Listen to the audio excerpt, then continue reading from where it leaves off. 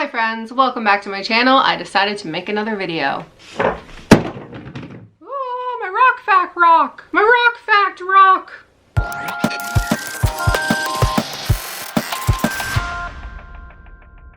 I keep having flashbacks to that video that I made about how I would never do an unhaul, and I was so proud of myself, and I was like, I'm better than everyone because I'll never unhaul any books. And then fast forward like a couple weeks and I did a giant unhaul where I unhauled like over 50 books, and here I am again unhauling more books. I've done a ton of work on my home library. I want to show you guys so soon. I know you can see this little corner, but there's so much more around the room. I'm so proud of it. I'm proud of myself. I'm proud of Ryan. But that's not what the video is about, okay? Focus. Anyways, as I've been doing all this work on the library, I'm realizing that I just don't have enough room for the books that I own. And the unfortunate but obvious solution is to release these books back into the wild. So I've already done that with a ton of adult books that I didn't want, a lot of like literary fiction and just out of my genre fiction and nonfiction.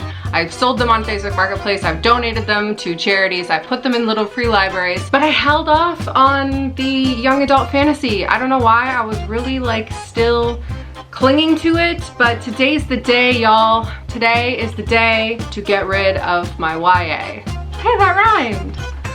If you've watched any of my other videos, you'll know that I don't. If you've watched any of my other videos, you'll know that I don't like young adult books. There's no other way to say it. I hate them. Yes, when I myself was a young adult, oh gosh, am I an old adult now? When I was the target age for young adult books, meaning 13 to 19, I did read some. I definitely grew out of it earlier on than 19, but I used to read YA all the time. It was my go-to genre back when I was angsty and alone and discovering the world. And I've read fantastic stuff like The Hunger Games and The Maze Runner and Harry Potter, and less amazing stuff like Bloody Jack, my favorite series of all time. I'll link the video where I talk about everything wrong with that series. If you've never heard of it, please watch that video, it's ridiculous. As I grew into an old adult, I kept buying YA if it like was popular on Book Talk, or if it had a pretty cover, or if I had just heard of the author. I have a weakness. And now there's too much. There's too much and I don't read it and I don't like it. I don't even like to look at it on my shelves. I don't like it. Reason number one, there is often a heavy emphasis on romance in YA books that just doesn't really go anywhere other than like, they kiss. And I'm not saying young adult needs to have more spice. No, there are children reading these books. We don't need fisting scenes like from She Who Became the Sun. But the romance being such a heavy part of a lot of these books just takes away the value to me. And I'm aware this is a me thing. I don't like romance in my adult fantasy either. It's fine if it's there as a natural subplot. If it's marketed as a subplot but then becomes the main plot, I don't like it. That being said, when I was 13 to 19, if a book didn't have two people kissing in it, I didn't read it. Another commonality in young adult books is that the characters are written like adults in teen bodies. The authors, typically adults, are writing for this very specific market of young teenagers to young adults. And because of that, they want to write a story that's compelling to these kiddos, but that is also compelling to them as the author. So a lot of the time we get, you know, protagonists that are 15, 16, 17 years old, but act like they're 30. But at the same time, since they're not 30, they're 15, 16, 17, they also act like they're 8 years old. And it's this weird combination of ages that doesn't make sense. And that leads into another thing that I really don't like, which is the tropes that YA hinges on a lot. We always have chosen one and hidden powers, which are like my two least favorite tropes. Even in adult books, when I come across that, especially if it's not marketed that way, I'm like, eh. This is just a video of me hating on books. Why is the fate of the world in the hands of a 16-year-old orphan idiot with her two romantic interests and her ragtag team of stereotypes? And then the alternative or, you know, parallel trope of 500-plus-year-old immortal man loses his goddamn mind over the first 18-year-old female human moron that he meets in the wild. Do better, immortals. Those are some very, you know, abstract, subjective reasons I don't like YA, but some more concrete reasons are I do feel that I have outgrown the themes that a lot of YA focuses on. I'm not saying these are unimportant themes. This is especially apparent in YA literary fiction, so not fantasy at all. Like, I've got The Perks of Being a Wallflower in here in my pile, and I think the theming in that book is incredibly important. Overcoming trauma, of found family, of friendship and self-worth. But I have adult books that also fit those themes that are more appealing to me. The Perks of Being a Wallflower is an excellent book if you are the target range for it. And I read it when I was 14 or 15 years old, and it was extremely impactful. But not anymore. The last reason is straight up the reading level is typically lower than a reading level that I read. And that makes sense given who it's for. I'm not trying to say every book ever written should be written for old adults. And now you're gonna say, oh, but you're wearing a SpongeBob shirt and you literally made a video about kids' books that you love. Yes, I still love middle grade and kid lit. That's for like ages 12 and under. And that's because those books often have a particular like whimsy and weirdness to them and simplicity in the plots that I am very attached to. They bring out this sincere nostalgia in me that I love, whereas YA books don't bring out anything in me. Okay, should we move on to the actual list of books now? Let's start with the biggest offenders in the YA books I want to get rid of, and those are the books directly pulled from my angsty teen years. And I hated the world and I hated everyone, and I just wanted to read a book about a badass 15-year-old girl who didn't care about anything and maybe had magic powers.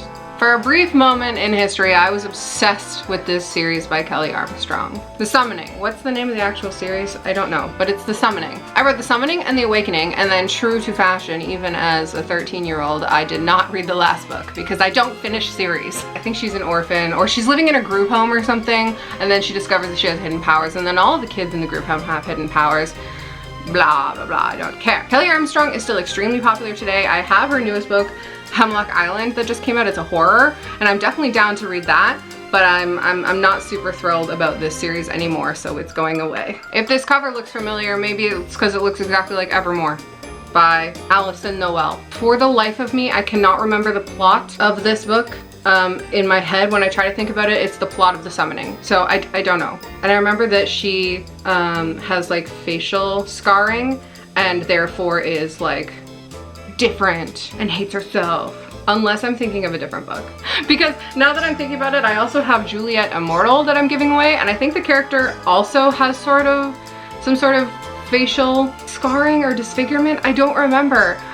Which one of these is which? This is a Romeo and Juliet retelling where Romeo and Juliet are routinely reincarnated into the bodies of modern teenagers, and they hate each other. Romeo, you know, he's evil or something. I forget. This Cassandra Clare series is not even directly from my angsty teen years. These are from Katie's, and I took them from her because she was getting rid of them. These aren't even the same series, are they? I don't know. In my last video, I definitely referred to this book as City of Bones, and no one called me out on it, so maybe you guys don't like these books either.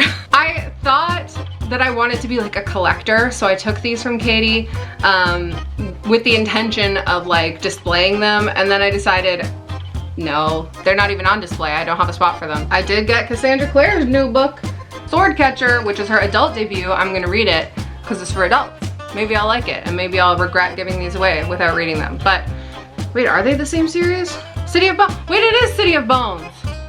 Okay. So I was confused because there is a City of Bones by Cassandra Clare, but then later in that same video, I talked about City of Bones by Martha Wells, so I thought I was just stupid. I don't know. I've also created a category here of books I've just never heard of, but for some reason bought. I didn't actually buy Echo North. Katie gave this to me because she had 2 copies for some reason. I like free books. My kryptonite is free books, so I took it, but I don't want it, and it doesn't fit on my shelf, so I'm gonna give it, go buy. I picked up The Waking Forest by Alyssa Weiss, and it's actually signed. She must have been at the store and signed it. I've never heard of this book, which is probably why it was on bargain. It's cool that it's signed. I think that's why I bought it, but you know, I know people really like Serpent and Dove and Blood and Honey. I actually bought Blood and Honey first, again on bargain. I really like this hardcover, and then I figured I should get the first one, but I bought it in paperback, and I really don't like having series in mixed format. So these might end up back on my shelves one day. if I buy like a box set or something of the full trilogy, but for now, they're going away. I did the exact same thing with this series. What is it called? I don't know. There Will Come a Darkness by Katie Rose Poole. I bought the second one first in hardcover on bargain and then supplemented the first one in paperback. But I don't like having the mixed formats. I had to stop filming for a second because I'm also selling those adult books from the last video right now, and someone just arrived to purchase Lessons in Chemistry. Anyways, back to the video. It's An Arrow to the Moon by Emily X.R. Pan. This is another Romeo and Juliet retelling, but with Chinese mythology, and that sounds really cool, but again, it's just not gonna happen for me. It's not something that I plan on reading. It's taking up space on my shelf, and I'm sure that someone else would love to have this book. Also, it's out in paperback now, so I could just get it in paperback and make it take up less space if I decide I actually want to read it at any point. But my TBR is so long. I can't be putting stuff like this on it. Okay. I have a stack now of fiction that's not fantasy. My brain's been not working.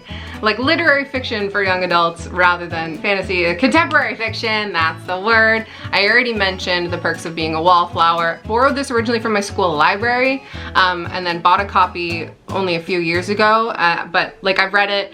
It's not that meaningful to me, so I decided I'm just gonna get rid of it. The Weight of Blood is like a modern Carrie retelling, but focusing on racial issues, and I think it's an important book. I've heard really good things about it. I've heard that the messaging and theming is really well done, but it's unfortunately just not something that I am interested in reading. But the good thing is my copy is still in excellent condition, so I'm hoping that it can go to someone that will appreciate it. Similarly, I picked up The Hate You Give, this collector's edition, at a thrift store for like $2. I mostly bought it because I was like, wow, that's an incredible book, and this is the collector's edition. I've never seen that, but it has just been sitting in a pile, not on my shelf, so I feel bad like having this when it's not something that I intend to read. So again, hopefully it can go to someone who will appreciate it more. Plus this edition is really beautiful, the gold, and it's the white hardback underneath, and it's great condition for having purchased it at a thrift store. I also got If I Stay out of a Little Free Library at one point. This is just gonna go back into a Little Free Library. It's not mine to sell. I hadn't heard of this book before the movie with Chloe Grace Moretz came out, which I didn't watch, but then, you know, it's exciting when you're doing a Little Free Library haul and you find something you've heard of that's in good condition. So I grabbed it, I traded for it, but I don't care about this story, unfortunately. My very last category is books that I'm getting rid of because I already own them in a different format, or because I have ordered the UK cover, which is much nicer. Dragon Rider is actually middle grade, not YA, but I put it into the video just because I own this in a hardcover special edition. I don't know why I have it twice, so I'm just gonna donate or sell this paperback copy. I've never read Shadow and Bone, I've never even read Leigh Bardugo, but I do have Hellbent and the first one, Ninth House. I watched season 1 of the show and I thought it was pretty cool, so I bought the book, but now in hindsight, I'm not gonna read them. I don't like that it has the Netflix sticker on it. If I do ever decide that I want this series, I'm gonna get like a nice version of it, a box set probably that includes the Six of Crows stuff. I'm not an expert on this Grishaverse, I'm sorry. But for now, just having this one individual copy of a book that I don't like is not worth it. I showed Daughter of the Pirate King in the last Unhaul video. It's because I bought the new hardcovers with the stenciled edges because I think it's really cool. I took the dust jacket off though because I don't know what they're doing. This illustrated copy is really good, and they've now released the trilogy with these new real people editions and they suck. But I like the stenciled edges and I've chosen stenciled edge for the first book. I will not be buying the rest of the series. It also helps that this is my favorite color. I have yet to read Belladonna or Foxglove, and then the new one that's not out yet. I am excited to. I actually think that these will be good. I've heard a lot about them and I think that they will work for me because they're like gothic horror almost. And that's why I bought this when it came out. But then I saw the UK covers. Oh my God, the UK covers are stunning. What is this? Trash. Sorry to the cover designer. They don't watch my videos, it's fine. So I've actually ordered the UK copies from Blackwell's and they should be arriving any day now. So this, goodbye.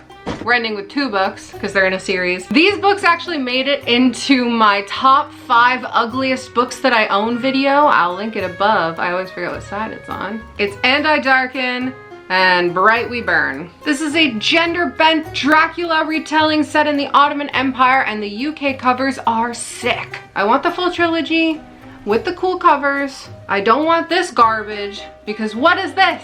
This gives none of the epicness and rage and action and badassery that the UK covers give. And that's it. That's the video. I'll do a double count after, but I think I got rid of 24 books. Sorry, it's so hot today. What's happening? It's November. 21, 22, 23, 24, 25. 25 books. That's half of the unhaul I did last time, but my shelves are very grateful. Now I have room to buy more. Guys, ultimately, this video is a very, very subjective video on what I personally like. If you are a fan of young adult books, no matter what your age is, that's awesome.